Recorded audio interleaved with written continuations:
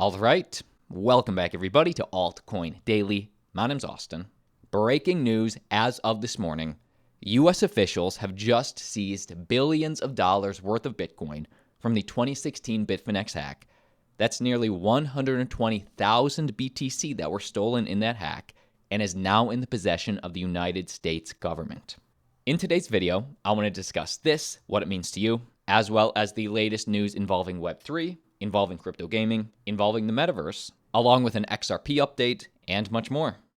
Let's jump in and discuss what just happened with this Bitcoin seizure from U.S. officials.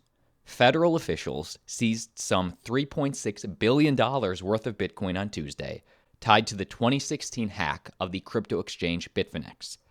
On Tuesday, agents arrested two individuals in New York on charges that they conspired to launder proceeds. The married couple, Aliyah Lichtenstein and Heather Morgan, will appear in court at 3 p.m., according to the DOJ, Department of Justice. So you know what they say, the couple that launders Bitcoin together stays together. At least goes to court together in this case. Some 120,000 BTC were stolen in that hack, worth around $60 million at the time, and representing nearly 1/6 of the total trading volume at the time. The DOJ release alleges that the two conspired to launder these proceeds, but does not claim they were the original hacker. All that money, the billions of dollars worth of Bitcoin, which, especially in criminals' hands, is technically sell pressure because criminals try to liquidate funds as soon as possible, historically. All that Bitcoin is now in the hands of the US government. In the words of Michael Saylor, the US now has billions of dollars in Bitcoin on its balance sheet. And that's true. They do now have the private keys, which means they do now own the Bitcoin.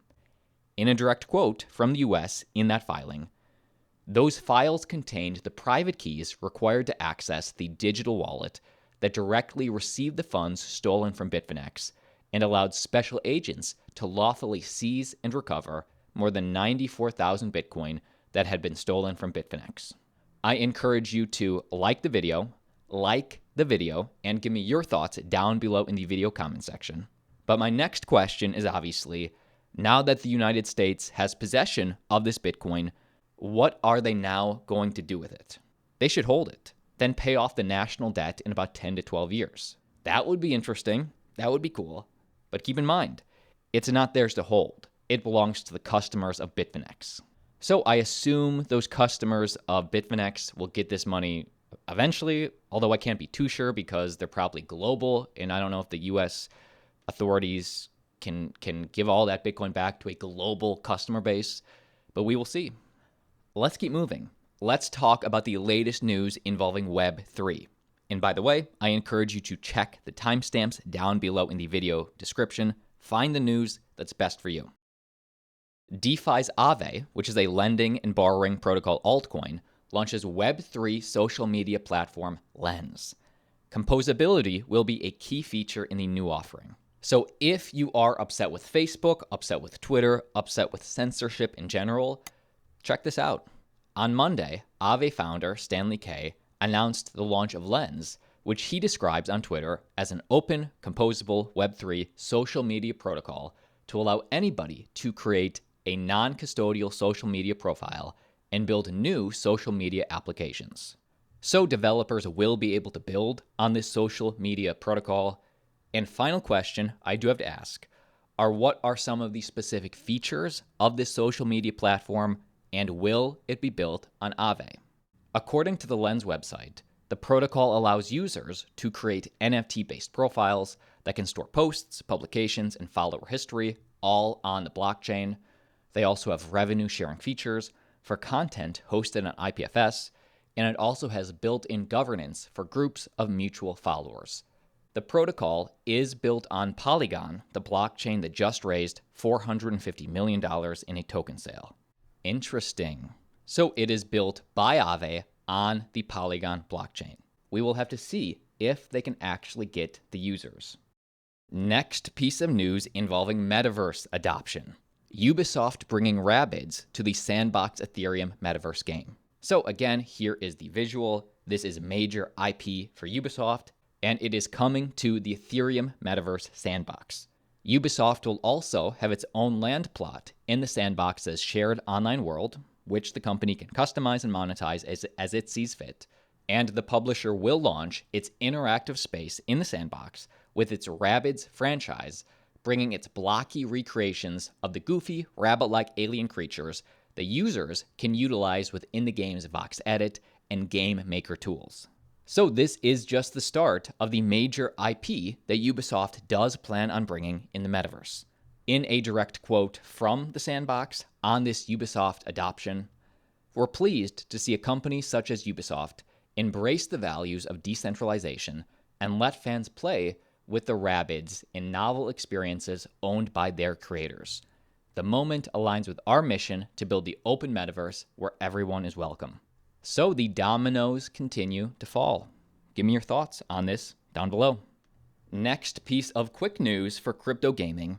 Citus Heroes receives an investment from Animoca Brands, Alameda Research, Blocktopia, OKX, Polygon, and Master Ventures.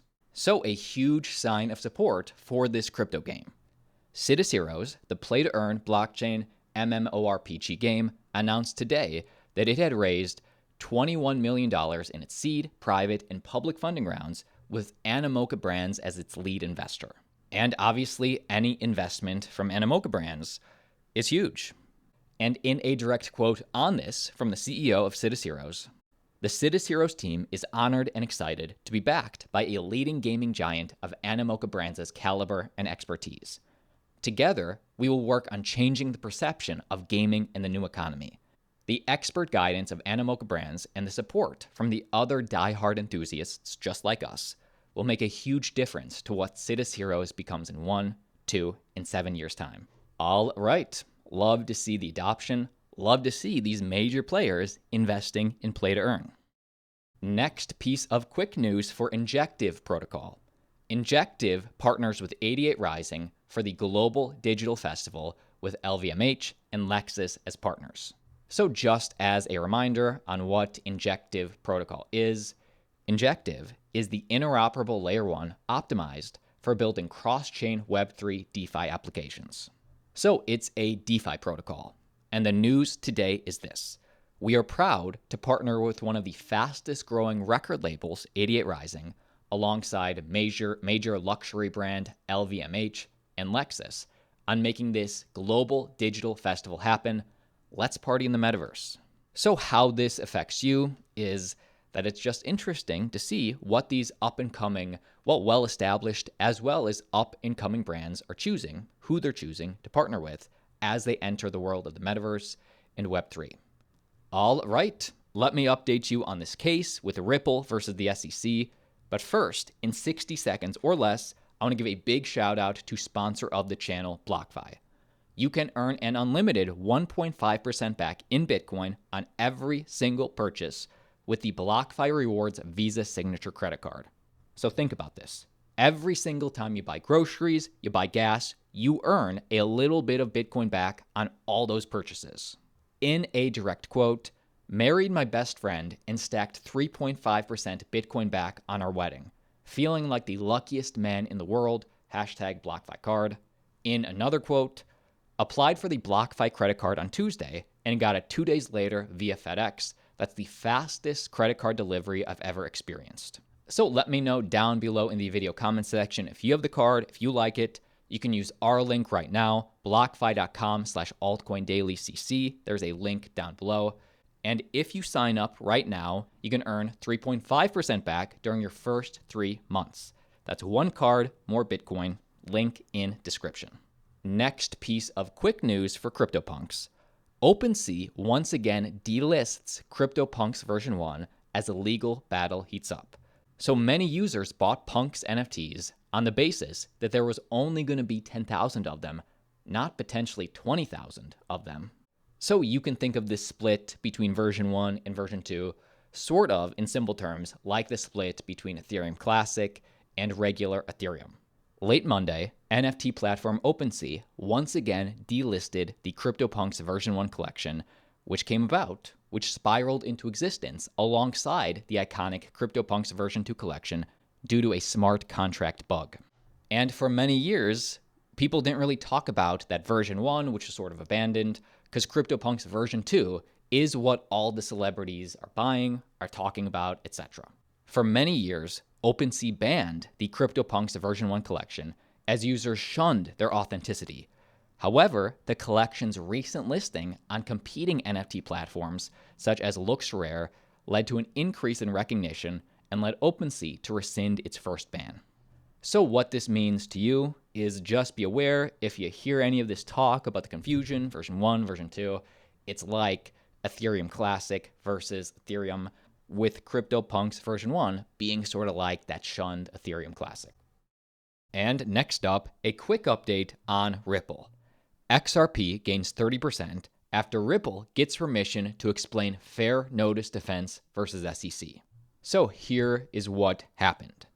Judge Torres has granted Ripple permission to respond to the SEC's memorandum of law in support of the motion to strike fair notice defense, according to court documents. Basically, this just means a small win for Ripple.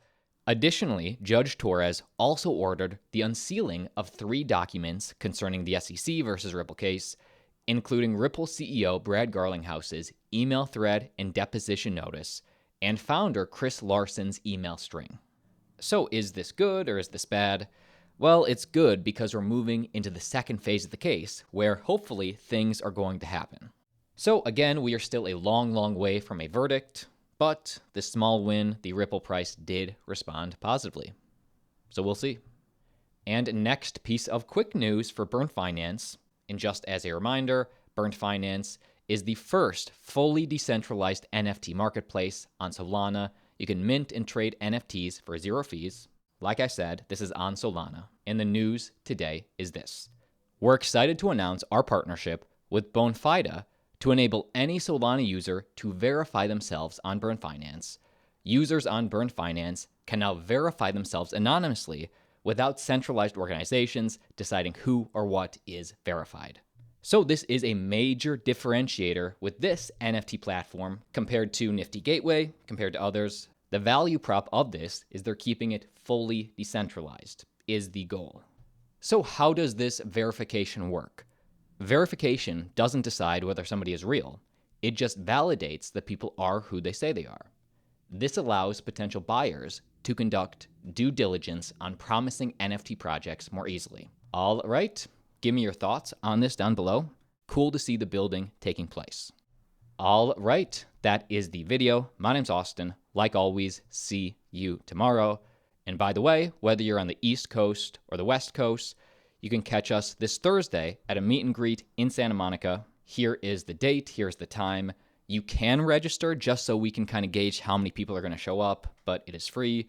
Show up either way. There's a link down below.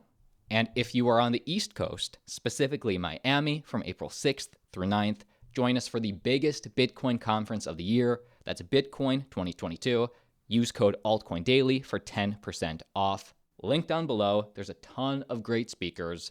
And they've just announced North Korean defector and human rights activists. She was on the Joe Rogan podcast a couple months ago as a Bitcoin 2022 speaker, along with Michael Saylor, president of El Salvador, etc. Hope to see you there. Link down below.